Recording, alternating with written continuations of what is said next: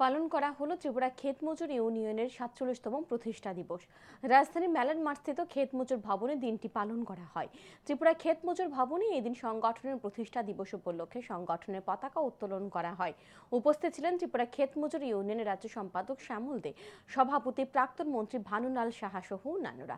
শ্যামল দে জানান, 1980 সালের 19 ও 20 মে উদয়পুরে দুদিন ব্যাপী রাজ্য সম্মেলনের মধ্য দিয়ে ত্রিপুরা ক্ষেত মজুর ইউনিয়নের প্রতিষ্ঠা হয়। তারপর থেকে সমগ্র রাজ্যে কাজ করে আসছে ত্রিপুরা ক্ষেত মজুর ইউনিয়ন। ভারতবর্ষে প্রায় 19 থেকে 20 কোটি জনগণ ক্ষেত মজুর শ্রেণীর। আর্থিক দিক থেকে তারা পিছিয়ে রয়েছে। তাদেরকে আর্থিকভাবে স্বাবলম্বী করার জন্য সরকার কোনো সিদ্ধান্ত ও পরিকল্পনা এখনো পর্যন্ত প্রত্যক্ষ করা যায়নি।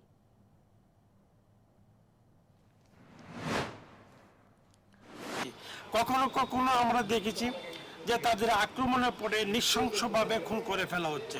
অপরাধ সে দলিত, অপরাধ সে তপশিলি জাতিভুক্ত।